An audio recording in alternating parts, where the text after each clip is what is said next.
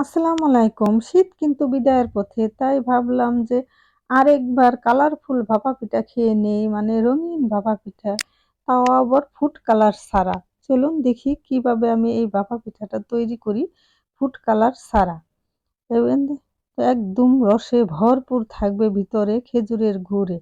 এদিকে আমি half litre দুধ দিয়ে দিলাম চুলাতে, চুলাটা জ্বালিয়ে দিয়েছি এবং 4 কাপের 1 কাপ খেজুরের লিকুইড গুড়টা দিয়ে দিলাম। লিকুইড গুড়টা দিয়ে এখন আমি নেড়ে চেড়ে এটাকে হাফ লিটার দুধকে আমি 250 গ্রাম বানিয়ে নেব, মানে 1 পোয়া বানিয়ে নেব, জাল করে শুকিয়ে নেব।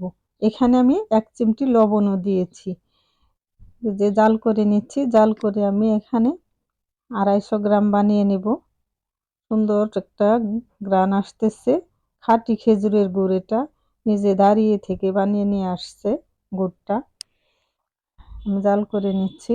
জাল করে নেওয়ার পর এদিকে আমি 1 কেজির মতো, 1 কেজি থেকে একটু কম হবে, শুকনা চালের গুঁড়ো নিয়েছি, আতপ চালের গুঁড়া। সেইটা ঠান্ডা করে নিয়েছি দুধটা।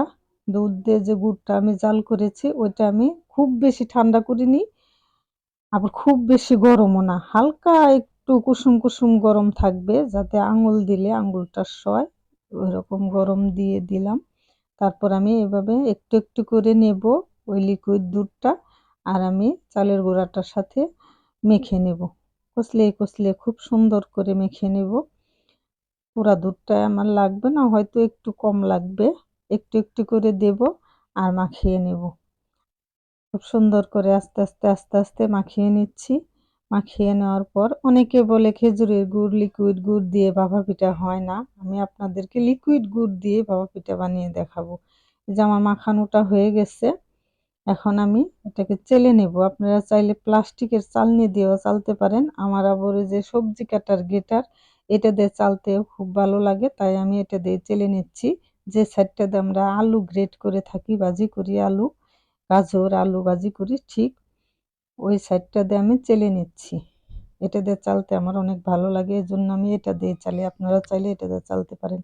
এই যে আমার চালা হয়ে গেছে, একদম সফট এবং সুন্দর একটা গ্রান আসতেছে, কারণ এটাতে দুধ দেওয়া হয়েছে, খেজুরের গুড় দেওয়া হয়েছে, এক্সট্রা কোনো কালার দেওয়া হয়নি।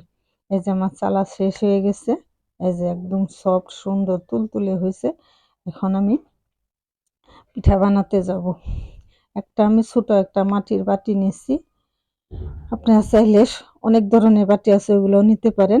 শুকনা চালের গুঁড়া দিয়ে আমি বাটিটাকে একটু কোট করে নিলাম, কারণ যদি নারিকেলটা নিচে লেগে যায় এজন্য।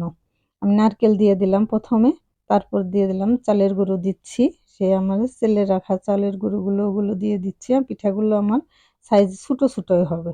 আর এদিকে লিকুইড খেজুরের গুড়, এই যে আমি লিকুইড খেজুরের গুড় দিচ্ছি, একটু গুঁড়ো বের হয়ে আসবে না। অনেকে বলে লিকুইড গুড় দিয়ে পিঠা ভাপা পিঠা হয় না, বের হয়ে যায়, পাটালি গুড় দিয়ে বানানো হয়। আমি সবসময় লিকুইড গুড় দিয়েই ভাপা পিঠা তৈরি করি।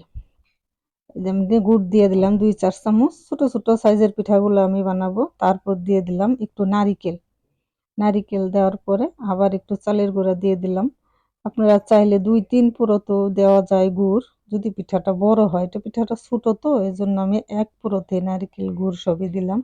তারপরে আমি দিয়ে দিলাম আর একটু নারিকেল দিয়ে দিলাম লাস্টে পরে।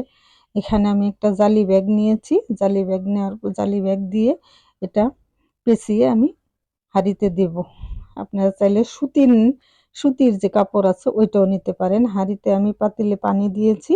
পানিগুলো পুরাটা ভরে দেওয়া যাবে না, হাফ দিয়েছি। পানিটা বলক চলে আসছে। বলক চলে আসার পর ঠিক মাঝখানে আমি জালিটা দিয়ে পেঁচিয়ে পিঠাটা বসিয়ে দিলাম। পিঠাটা বসিয়ে দেওয়ার পর জালিটা সরিয়ে আমি বাটিটা তুলে নেব। পানিটা পুরা বলক আসতে হবে। বাটিটা তুলে নিলাম। তারপর ঢাকনা দিয়ে ঢেকে দেব। ঢাকনা দিয়ে ঢেকে দিলে 1.5 থেকে 2 মিনিটের মধ্যে পিঠাটা হয়ে যাবে ইনশাল্লাহ।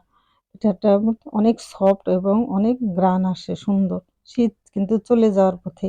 এ সময় কিন্তু পিঠা গরম চলে আসলে খেজুরের গুড়ি পিঠার টেস্ট আর অতটা লাগে না, কিন্তু এখন অনেক টেস্ট হয়। আপনারা চাইলে বানিয়ে খাইতে পারেন। এই তো আমার পিঠাটা হয়ে গেছে। 1.5 থেকে 2 মিনিটের মধ্যেই পিঠাটা হয়ে যাবে। আমি আরেকটা দেখিয়ে দিচ্ছি আপনাদেরকে। যে পিঠা আমি আরেকটা বসিয়ে দিচ্ছি। এই যে ঠিক মাঝখানটায় বসাবো। মাঝখানটায় বসে চুলার আঁচটা মিডিয়াম থাকবে, খুব বেশিও থাকবে না, একদম কমও থাকবে না, চুলার আঁচটা মিডিয়াম থাকবে। এই যে পিঠাটা আমি আরেকটা বসিয়ে দিচ্ছি। এই পিঠাটা আমার মায়ের কাছ থেকে শিখানো, আমার হাজব্যান্ড অনেক পছন্দ করে। এই পিঠা বানাইলে বলবে যে আমার শাশুড়ির হাতে পিঠা। এই যে পিঠাটা হয়ে গেছে, একটু গুঁড়ো বের হবে না, ভিতরে একদম ঘুরে ভরপুর। এই যে আর উপরটা একদম সফট তুলতুলে। আপনারা চাইলে ট্রাই করতে পারে এবং কমেন্টে জানাবেন। হাফেজ।